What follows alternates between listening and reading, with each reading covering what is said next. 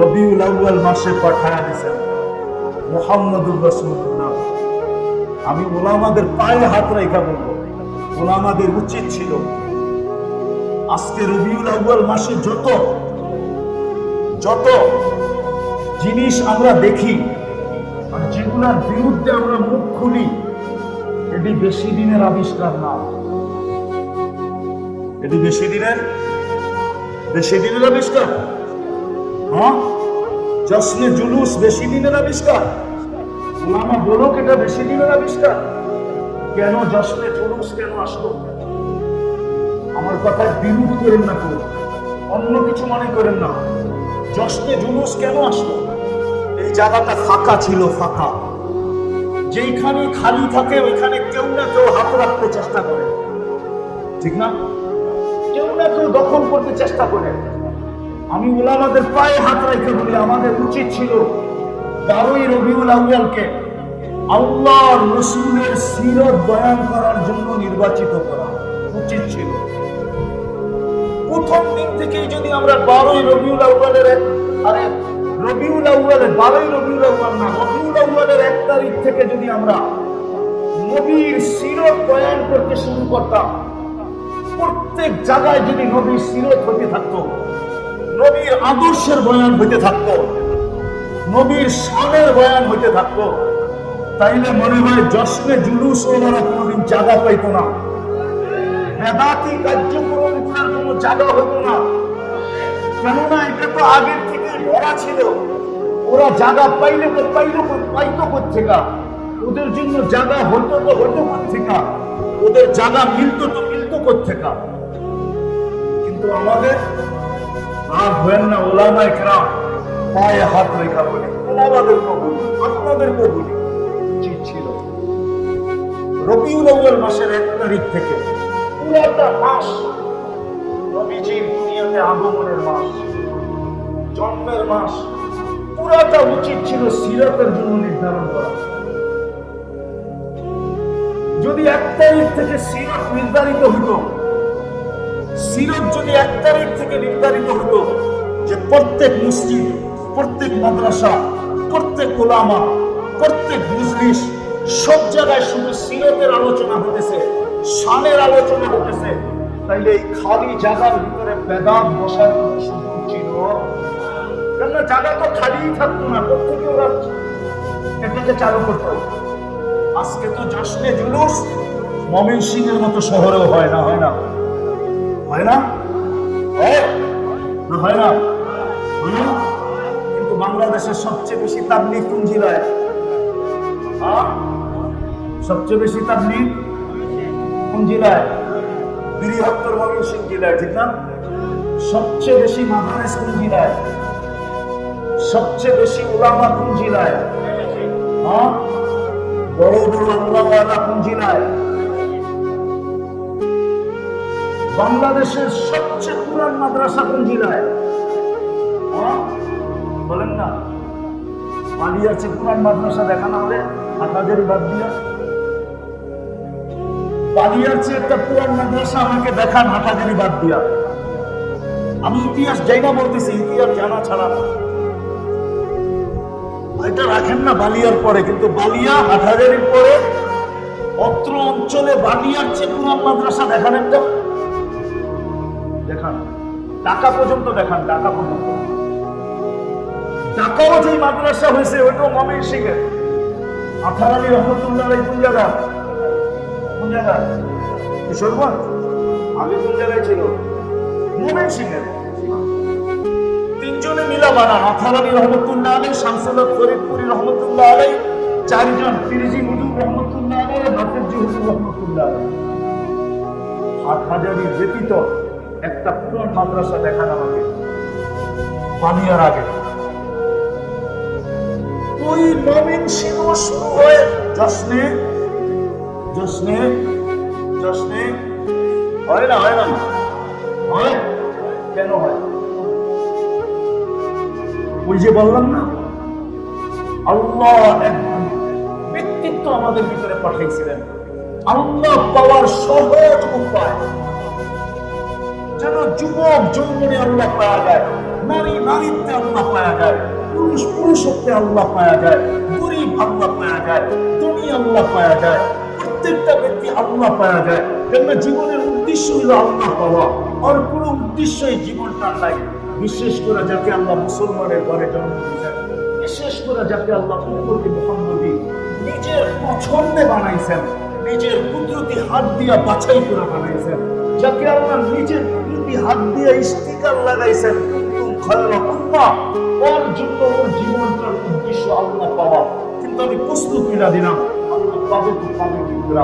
আল্লাহ এক ব্যক্তিত্বকে পাঠাইছেন, মুহাম্মদুর রাসূলুল্লাহ সাল্লাল্লাহু আলাইহি ওয়াসাল্লামকে আদর্শ বানায়া পাঠিয়েছেন যে যান আপনি আদর্শ হয়ে যান, গরিবের জন্য আদর্শ হয়ে যান, ধনীর জন্য আদর্শ হয়ে যান, নারীর জন্য আদর্শ হয়ে যান, পুরুষের জন্য আদর্শ হয়ে যান, যুবকের জন্য আদর্শ হয়ে যান, প্রত্যেকের জন্য আদর্শ হিসাবে পাঠাইছেন যেন সে সহজে আল্লাহ পায়, সে যেন চুটকিতে আল্লাহ পায়, এক গুলিতে আল্লাহ পাওয়া যায়, এক গুলি। যুবক, সময় আমার হাতে নাই, তাইলে আমি তোমাকে শিখাইলাম যে তুমি এক গুলিতে আল্লাহ পাবে, একটা গুলি বলবে তুমি আল্লাহ পাবে। চলো শোনাই নেই হাদিসে কুদসি, হাদিসে কুদসি আল্লাহর বাণী দিতেছি, আল্লাহর বাণী। ফালাম্মা তায়াক্কানতা বিল বাওয়া ওয়া যালামতা আন্নাকা মিন আহলিন নার। যুবক যদি ভাবতে ভাবতে ভাবে যে আমি যৌবনটা কোন কাজে লাগাই না, আমি বুঝি যৌবনটা হারায় ফেললাম, আমার কি হবে যদি এই যৌবন অবস্থায় মৃত্যু চলে আসে? এতটুকু বাইবা দিনে যুবক হায় বলে, হায় হায় মুক্তিয়া বাহির করে হায়। আল্লাহ বলে ফালাম্মা তায়াক্কানতা বিল বাওয়া ওয়া যালামতা আন্নাকা মিন আহলিন নার মানাহতু ইলাইকা রিদওয়ানি ওয়া আতাইতু ইলাইকা গুফরানি ওয়া কুনতু লাকা লা তাহসান غفرت لك الذنوب والأوصار ولأجلك سميت نفسي العزيز الغفار। কাশ আপনারা যদি আরবি জানতেন, আফসোস আপনারা যদি আরবি বুঝতেন, তাহলে আমার তর্জমা করতে হতো না, আর এটার তর্জমা করা যাবেও না। কেননা শব্দের তর্জমা করা যাবে কিন্তু আবেগের তর্জমা করা যাবে না। আল্লাহ যেই আবেগ নিয়ে বলছেন, যদিও শব্দটা আল্লাহর জন্য শোভনীয় না, আল্লাহ যেইভাবে ভালোবাসার আবেগ নিয়ে বলছেন, প্রত্যেক ব্যক্তিকে বলছেন, এই উন্নতের বৃদ্ধকে বলছেন, পুরুষকে বলছেন, নারীকে বলছেন, যুবককে বলছেন, যুবতীকে বলছেন, ধনীকে বলছেন, গরিবকে বলছেন, শাসককে বলছেন, শাসিতকে বলছেন, রাজাকে বলছেন, প্রজাকে বলছেন, মন্ত্রীকে বলছেন, চাপরাশিকে বলছেন, প্রত্যেককে আল্লাহ এটাই বলতেছে। তুমি যদি ভাবতে ভাবতে কখনো হায় বাহির করে ফেলতে পারো, হায়। ইলিয়াস রহমতুল্লাহ আলাইহিকে জিজ্ঞাসা করছে ছাত্ররা, হযরত কুতুব হওয়া যায় কেমনে? কুতুব কি কুতুব? তো বলছে তুই যদি মনের থেকে হায় বের করতে পারিস, হায় হায় যদি বের করতে পারিস, হায় দুই ব্যাপারে যদি হায় বের করতে পারিস, একটা হলো আমার জীবনটা কোন কাজে লাগাইলাম, লাগানো দরকার ছিল কোথায়, লাগাইলাম কোথায়, এই ব্যাপারে যদি তুই হায় বের করতে পারিস যে হায় কি করলাম। আর দ্বিতীয় হলো আল্লাহর কত নাফরমানি হইতেছে, দেখা যদি তুই বলিস যে হায় এত নাফরমানি, আমি এটা বন্ধ করবো কি করে, হায় আমি কি করে বন্ধ করবো, এইখানে যদি তুই হায় বের করতে পারিস, তাহলে হায় বাহির হইতে দেরি, তুই কুতুব হইতে দেরি হবে না। ঠিক প্রত্যেক ব্যক্তি যদি হায় বের করে আর বলে আমি জীবনটা কোন কাজে লাগাইলাম।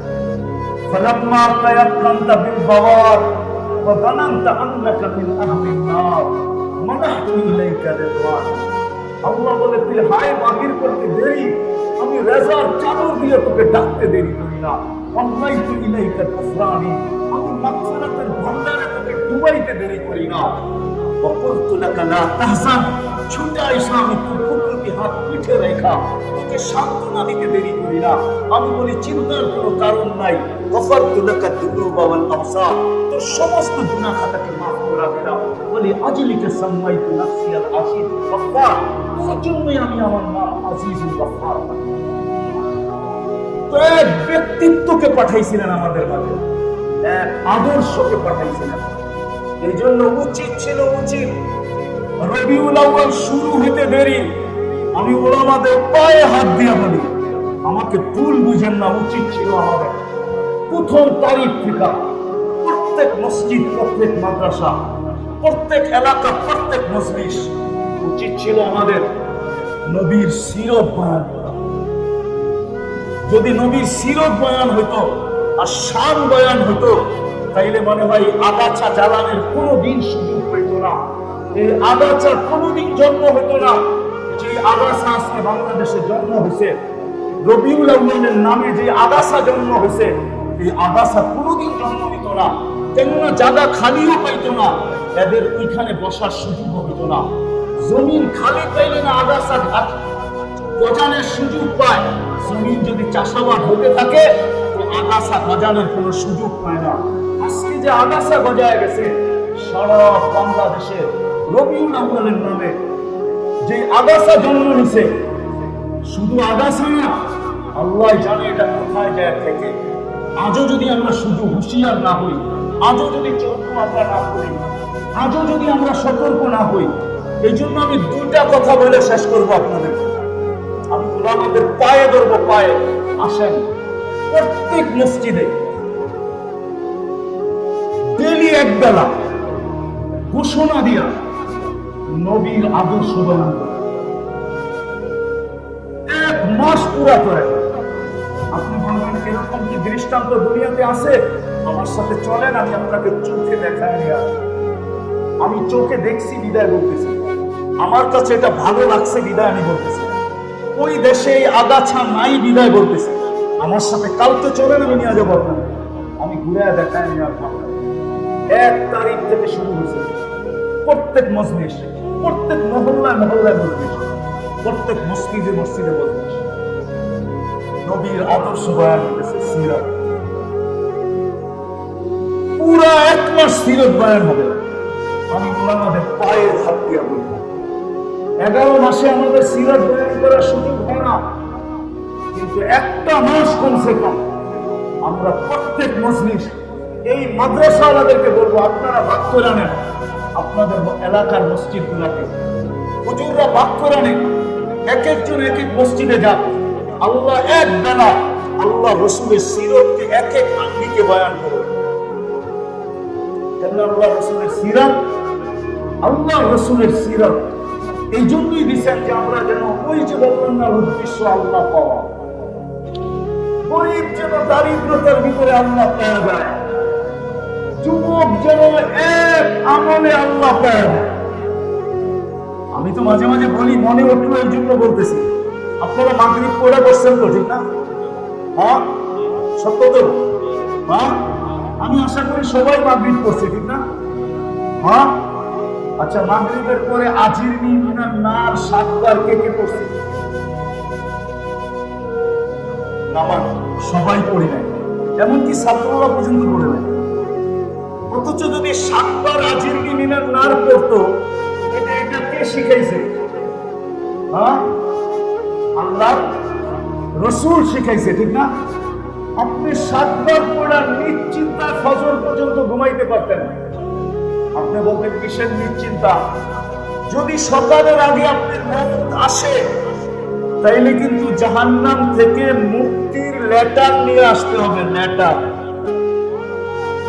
কি? লেটার বোঝেন তো? কি?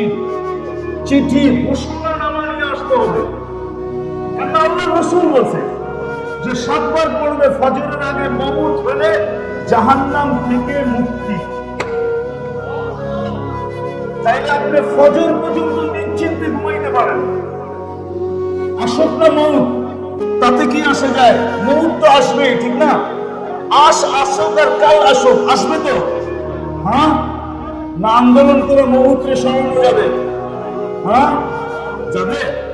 যদি যাইতো, আল্লাহ রাসূল হাসতে হাসতে একদিন বলছিলেন মালাকুল মওতকে, আমি যদি অনুমতি দেই তুমি আমাকেও নিয়ে যাবে বা আপনাকেও নিয়ে যাবে। এই জন্যই মনে হয় কবি লেখছেন, লাউ কানাতিদ দুনিয়া মুখাল্লাদা, দুনিয়া যদি চিরদিন কারো জন্য হতো, মা মুহাম্মাদ। তাহলে মুহাম্মদুর রাসূলুল্লাহ দুনিয়ার থেকে কোনোদিন যেতেন না। আমরা আজকে সাহাবী পেতাম, নবীজিকে দেখতাম, এখন তো মদিনা দেখতে চাই। তখন কি সাতরায়া হইল নবীজিকে দেখতে যেতাম, ঠিক না? কি এইখানে পুরা আছে, ওই তো কলা গাছ মেয়া বঙ্গোপসাগর আরব সাগর পাড়ি দিয়ে হইল যাব। কাকে দেখবো? কাকে দেখবো? নবীজিকে দেখবো। কিন্তু এখনো দেখতে পারেন, কিন্তু আশা আছে কিন্তু চেষ্টা নাই। আকাঙ্ক্ষা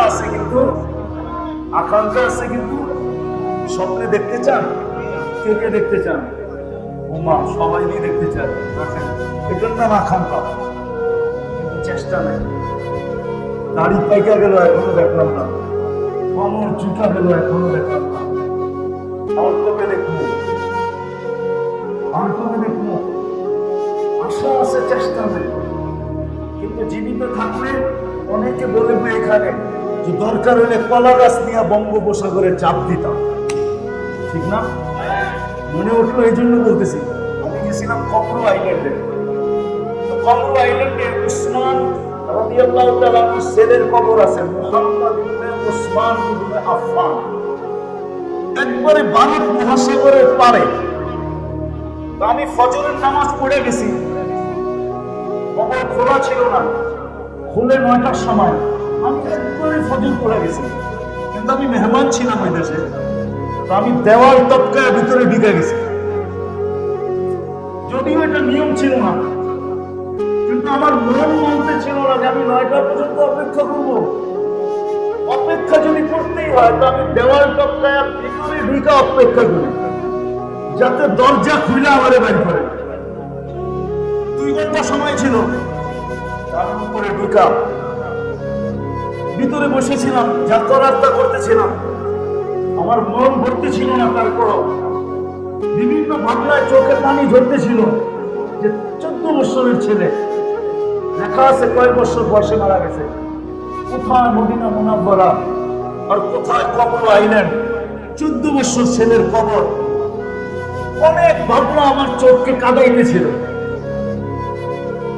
আমি ভিতরে বসে কাঁদতেছিলাম। সাথীরা কেউ টপকায় ঢুকে নাই, আমি ভিতরে ছিলাম। তো 9টার সময় যখন বাহির হয়েছি আমাকে কিচ্ছু বলে নাই। ওরা হাসতেছিল যে মুফতি সাহেবের এত আবেগ, যে মুফতি সাহেব 2 ঘন্টা কবরের ভিতরে ছিল। আমি যখন বাহির হইতেছিলাম তো কান্নায় আমার চোখ লাল ছিল, এখন তো তোমার পানি আসতেছে।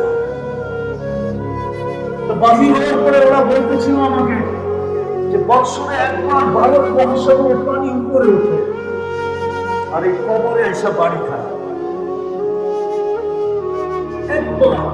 আমি বললাম বৎসরে একবার হয় কেন, আর হয় না কেন? তো বলছে এটা বলতে পারবো। আমি বলছি শোনো, এটা কিতাবের কথা না, এটা আমার মনের আবেগ। আমি মনের থেকে বলি যে ভারত মহাসাগর মদিনা মুনাওয়ারায় যায় চুমা খাওয়ার ক্ষমতা রাখে না। সে মদিনা মুনাওয়ারায় যায় চুমা খাওয়ার ক্ষমতা রাখে না। সে মনে হয় আল্লাহকে মনে মনে বলছে, আল্লাহ মদিনা মুনাওয়ারায় যায় তো আমি চুমা খেতে পারবো না, কিন্তু মুহাম্মদ ইবনে উসমান ইবনে আফফান আমার পদদেশে শুয়ে আছে। জিন্নুরাইনের সন্তান, ওই মুহাম্মদুর রাসূলুল্লাহর সাথে সম্পর্কিত, নামেও মুহাম্মদ। আল্লাহ আমাকে বছরে একবার অনুমতি দাও না, আমি এই কবরে চুমা খাওয়া, মদিনার কবরে চুমা খাওয়ার স্বাদ পাই। আমার মনে হয় আল্লাহ এই ভারত মহাসাগরকে অনুমতি দিয়া দিচ্ছেন, যার কারণে সে বছরে একবার পানি উঁচা হয় আর এই কবরে আইসা বাড়ি খায়। সে কবরে বাড়ি খায় না, চুমা খায়। আমরা তো জীবিত অবস্থায় দেখতে পারি না, কিন্তু আমাদের মনের আকাঙ্ক্ষা তো নবীজিকে স্বপ্নে দেখা। আমরা যদি স্বপ্নও দেখতাম তাহলে আল্লাহ রসুলের বাণী আছে যে আমাকে জীবিত অবস্থায় দেখছে, আর যে দেখছে সে যেন আমাকেই দেখছে। দেখার ভিতরে কোনো পার্থক্য নাই, শুধু এতটুকু পার্থক্য আছে যে জীবিত অবস্থায় আমাকে দেখছে সে সাহাবী হবে, এ শুধু সাহাবী হবে না, কিন্তু দেখার ভিতরে কোনো দেখার ভিতরে কোনো পার্থক্য নেই। আমরা সব এটাকে মানতাম, কিন্তু চেষ্টা তো নাই। আর হয় না কেন ময়মনসিংহের মানুষ, আমি ভিতরের ব্যথার থেকে বলতেছি। শুক্রবার চলে গেল গতকালকে, ঠিক না? আজকে কিবার গেল? গতকালকে কি গেছে? কিন্তু এই মজলিসে একজনও নাই যে 1000 বার শুক্রবার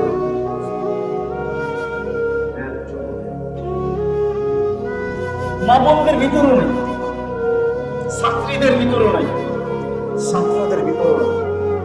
অথচ হুকুম ছিল শুক্রবারে আমার উপরে সবচেয়ে বেশি গুরুত্ব। আল্লাহুম্মা সাল্লি আলা মুহাম্মাদ, এতটুকু দুরূদ পড়তে আধা ঘন্টার বেশি লাগে না, 1000 বার। 24 ঘন্টা সময় ছিল। বৃহস্পতিবার দিন সূর্য ডুবার থেকে নিয়ে শুক্রবার দিন সূর্য ডুবা পর্যন্ত 24 ঘন্টা ছিল। কিন্তু 1000 তো দূরের কথা, একজনও হাত উঠে বলতে পারবে কিনা কারণ 200 বার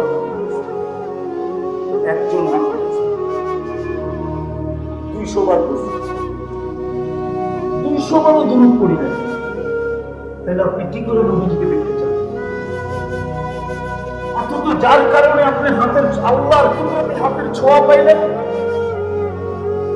আমরা কিন্তু আল্লাহর কুদরতি হাতের ছোঁয়া পাইছি কয়েকবার, শুধু উম্মত হওয়ার কারণে। প্রথম ছোঁয়া পাইছি আমরা বাছাই করবে, আল্লাহ কুদরতি হাত দিয়ে আমাদেরকে উম্মতি হাত মুহাম্মদ হিসাবে বাছাই করছেন। কোরআন বলে কুদরতি হাতে আল্লাহ আমাদেরকে বাছাই করছেন উম্মত বানানোর।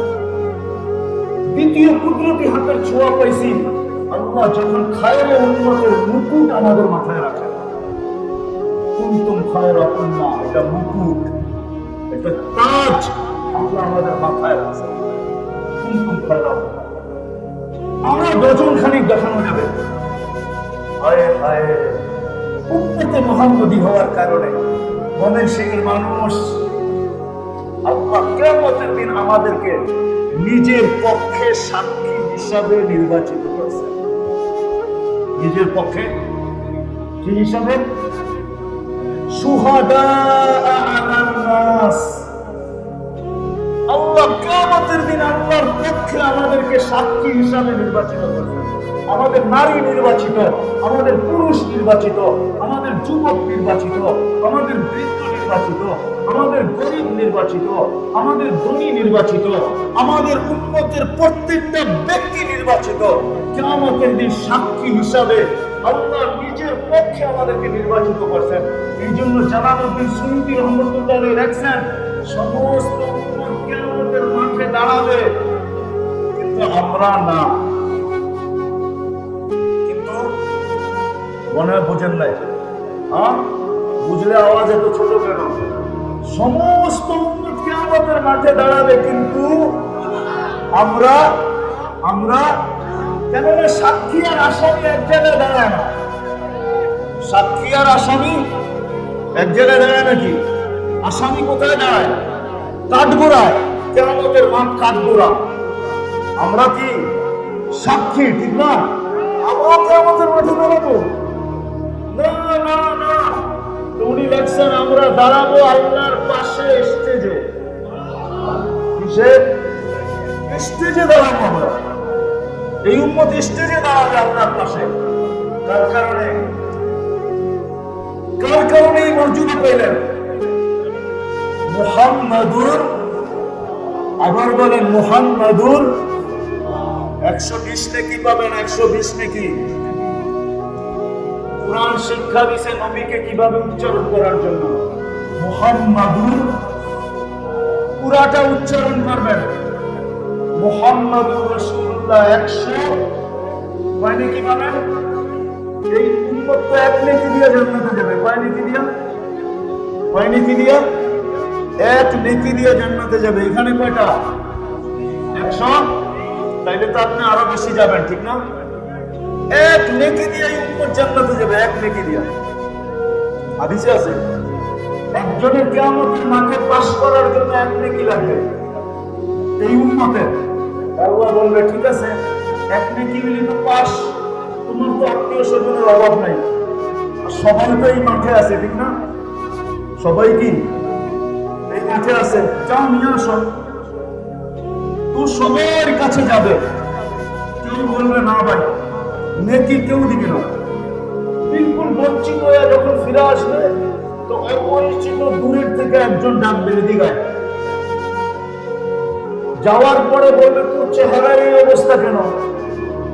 জন্য তোর চেহারার দুরবস্থা দেখে আমি তোকে ডাকছি, যে তোর চেহারার এই দুরবস্থা কেন? তো বলবে আপন জনের কাছে বললাম কোনো কাজে দিল না, তোমাকে তো চিনি না।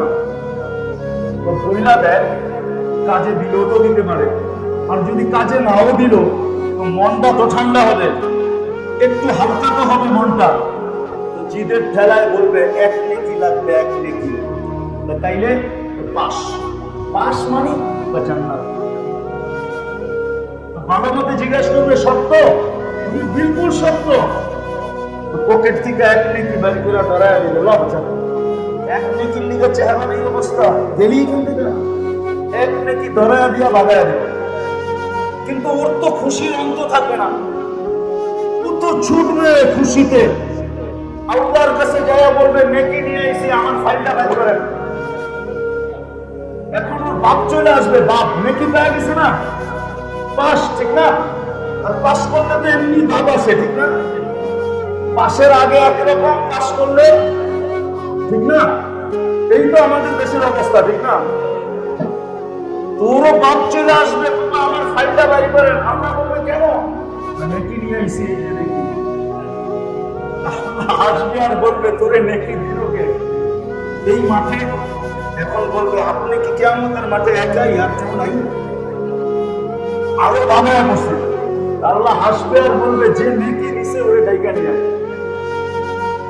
আসবে আর বলবে চল আল্লাহ ডাকে। আর যে নেকি দিছে ওপরে আগেই তো ভালো ছিল, নেকি দিছিলাম না, দূরে দাঁড়ায় ছিলাম, এখন তো নেকি দিয়া বিপদে পড়লাম, আল্লাহ ডাকছে, না যাইয়া যাই করি। আল্লাহর সামনে যাবে, যাওয়ার পর আল্লাহ জিজ্ঞাসা করবে কিরে নেকি দিলি কেন? তো ওর ভিতরে একটু ভাব আসবে, ভাব, ভাব বোঝেন তো কি? একটু অহংকার আর কি। ও বলবে আমার তো আসেই একটা, কি কামে লাগবো? কিয়ামতের মাঠে ভাবলাম এটা নষ্ট করে লাভ কি, ওর কাজে লাগতেছিল, লাগাই দিলাম।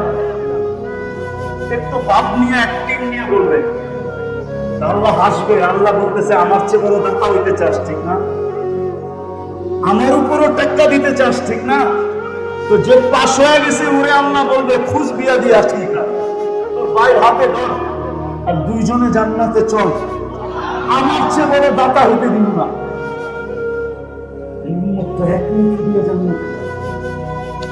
শুধু মুহাম্মদুর রাসূলুল্লাহ যেটা বুঝাইতেছিলাম, আমরা আদর্শ দিয়া করতেছিলাম।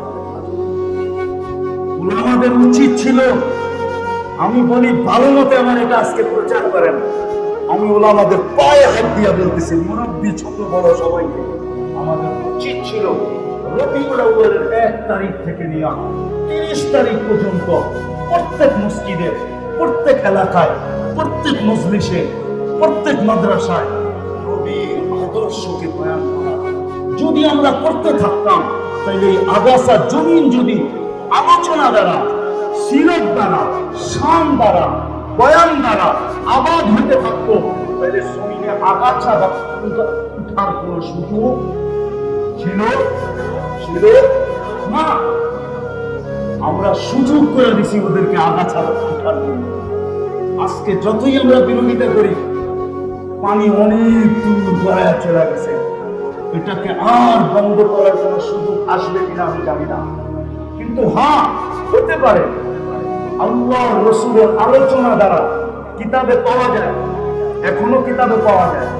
শাহ ওলিউল্লাহ মুহাদ্দিস দেহলভী রাহমাতুল্লাহ আলাইহির কিতাব পড়লে এখনো পাওয়া যায়, আকাবেরদের কিতাব পড়লে এখনো পাওয়া যায়।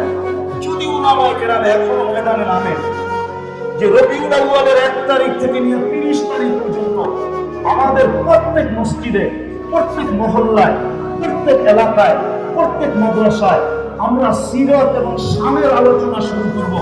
আর যদি করতে থাকে তাহলে হতে পারে এটার বরকতে একদিন এই আগাছা মাটির থেকে উঠছে, আবার মাটির সাথে মিশে যাবে। আমার বিশ্বাস।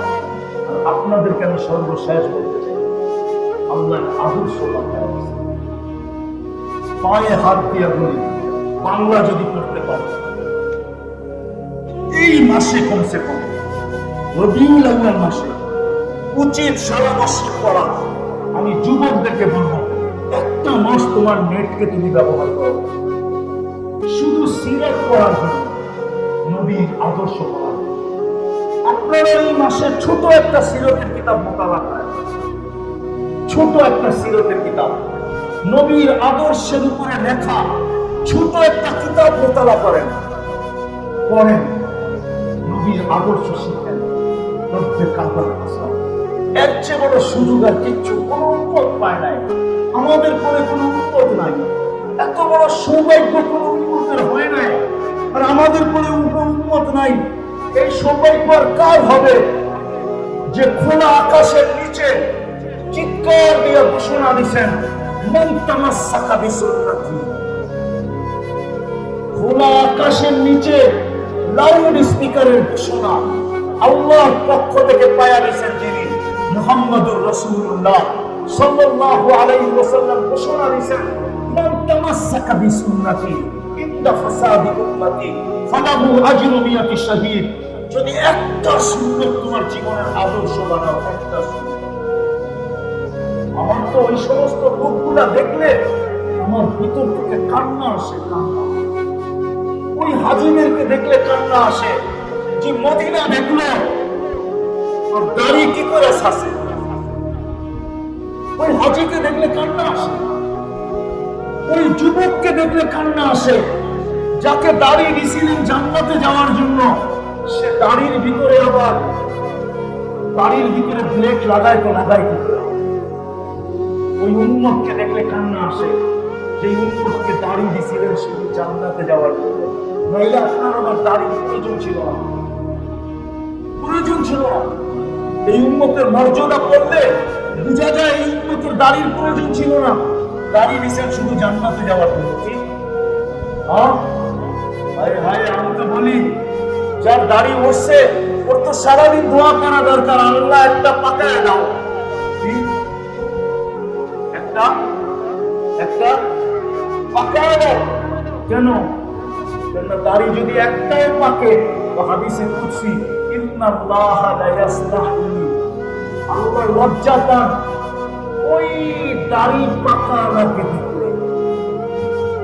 একটা দাড়িও যার পাকছে তারে দেখা আল্লাহ। দাড়ি পাকা শুরু হয়েছে ইব্রাহিম আলাইহিস সালাম থেকে, এর আগে দাড়ি পাকতো না। সর্বপ্রথম দাড়ি পাকছে ইব্রাহিম আলাইহিস সালামের, তাও একটা পাকা। হাজেরা আলাইহিস সারা আলাইহিস সালাম, উনার বড় স্ত্রী বলতেছিল ইব্রাহিম এই সাদিল বিয়া, এই সাদা এটা আমার কি? কেন দাড়ি পাকা তো আমরা কোনোদিন দেখিনি, তোমার এটা পাকলো কেন? উঠায় গেল। উনিও বউর কথায় পচা গেছিলেন।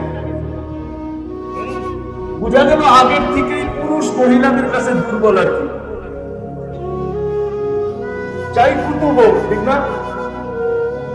কিন্তু মামুনরা এই দুর্বলতাকে দিনের কাজে ব্যবহার করতে পারে না, তারা দুনিয়ার কাজে খুব ব্যবহার করে। এর কাজে মনে হয় বোঝেন নাই, আমার পছন্দের শাড়ি এনে দিতে হইব, আমার পছন্দের লিপস্টিক এনে দিতে হইব, তো দুর্বলতা রেখে এই দিকে খুব ব্যবহার করে। পছন্দের শাড়ি, পছন্দের গহেনা, পছন্দের কসমেটিক্স, পছন্দের প্রসাধনী, পছন্দের ফার্নিচার, এটির ভিতরে ব্যবহার করে, কিন্তু দিনের কাজে ব্যবহার করে না। যদি দিনের কাজে ব্যবহার করত তাহলে সমস্ত মামুন, আমার তো বিশ্বাস বর্তমান জামানার মামুনরা রাবেয়া বসরিকেও বলতো পিছে থাক পিছে। কি কিতাব সাহাবাদের মামুন ছাড়া সমস্ত জামানার মহিলাদেরকে বলতো পিছে থাক পিছে, যদি ব্যবহার করতে পারত। বসে উঠায় গেল তো ইব্রাহিম আলাইহিস সালাম হাত নিয়ে গেছেন দাড়ির কাছে, আল্লাহ উপর থেকে আওয়াজ দিছে খলিল। আওয়াজ শুনে হাত থেমে গেছে, আর উঠায়ও না। কেন? হাদিহি হিয়াল কেরামা, তোমাকে সম্মানের চিহ্ন লাগায় দিছি, চিহ্ন, এটা সম্মানের চিহ্ন। এই জন্য আমাদের কিতাবে আছে এক মুহাদ্দিস মারা গেছে, তো স্বপ্নে দেখার পরে সবাই জিজ্ঞাসা করছে যে আপনার সাথে আল্লাহ কি ব্যবহার করলো? দাড়ি দেখাইয়া জান্নাতে চলে গেছে। দাড়ি দেখাইয়া মানে পুরা কাহিনী খুলে বলতেছে স্বপ্নে। আল্লাহর সামনে যখন উপস্থিত হয়েছি তো আল্লাহ জিজ্ঞাসা করছে, ওই বুড়া খাটাস কি নিয়ে আইসোস? ও দাড়ি টাকনা বুড়া কি নিয়ে আইসোস? তখন হাদিস মনে হচ্ছে, তখন বলছি কিচ্ছু নিয়ে আসি না, শুধু দাড়ি নিয়ে আইছি, কিচ্ছু না। আল্লাহ আরো চেতে গেছে, দাড়ি, শুধু দাড়ি? না কেন চেতেন কেন? আপনি কি জিবরিলকে বলেন না? জিবরিল কি আমাদের নবীজিকে বলে নাই? আমাদের নবীজি কি সাহাবাদেরকে বলে নাই? সাহাবারা কি তার ছাত্রদেরকে বলে নাই? ওনারা কি আমাদেরকে শোনায় নাই হাদিস? আপনি সাদা দাড়ি দেখলে লজ্জা পান, এখন তো সামনে এসে দেখতেছি উল্টা আরো রাগ হয়ে যান। আল্লাহ হাইসা দিয়া বলতেছে, আমিও সত্য বলছি, জিবরিলও সত্য বলছে, আমার বন্ধুও সত্য বলছে, বন্ধুর সাহাবারও সত্য বলছে, সবাই সত্য বলছে, যা আপনাকে মাফ করে দিলাম। দাঁড়িয়ে দিছিলেন জান্নাতে যাওয়ার জন্য। কিলিং শেখ যুবক দেখলে আমার চোখ দিয়ে পানি আসে, যে যুবক তোকে দাঁড়িয়ে দিছিল জান্নাতে যাওয়ার জন্য, তুই শেখ করস কি কইরা? মুসলমান যখন দাড়ি ছাড়া দেখি তখন চোখে পানি চলে আসে, যে হ্যাঁ ওকে দাড়ি দিছিলেন জান্নাতে যাওয়ার জন্য, ও দাড়িতে প্লেট লাগায় কি কইরা? হজে যাওয়ার পরে হাজি যখন শেখ করে তো ওকে দেখলে আরো চোখে পানি চলে আসে, যে মদিনা দেখলে ও দাড়িতে প্লেট লাগায় কি কইরা? দাড়ি তো দিছি না জান্নাতে যাওয়ার। বিশ্বাস হয় না? বিশ্বাস হয় না? উম্মত নবী ছিল। এই জন্য আপনাদের পায়ে হাত দিয়ে বলি, কথা তো ওলামায়ে কেরাম অনেক বলছে, আমি আপনাদেরকে দুই দলকে পায়ে হাত দিয়ে বলবো, আমাদেরকে বলবো, তোলাবাদেরকে বলবো, তোমরা এই মাসটা উম্মতের মাঝে নবীর আদর্শ বয়ান, সিরত বয়ান, শান বয়ান, সকালে এক জায়গায় কোনো বিকালে এক জায়গায় মানুষের মাঝে ছড়াও, এত ছড়াও যে মানুষ এত বড় এক পাশে, যে মানুষ ওই আগাছা ভুলা যায়, ওই আগাছা যেন যেটা জমিন থেকে উঠছে ওটা জমিনের সাথে মিশা যায়। আর আমার বিশ্বাস যেই দিন উলামায়ে কেরাম প্রত্যেক মসজিদে, প্রত্যেক মহল্লায়, প্রতিদিন কোথাও না কোথাও নবীর শান, নবীর সিরাত, নবীর আদর্শ, নবীর কেরিয়ার, নবীর লাইফ স্টাইল বয়ান করবে আর পাবলিক শুনবে, ইনশাআল্লাহ এই আগাছার দিকে আর কেউ চোখ উঠায়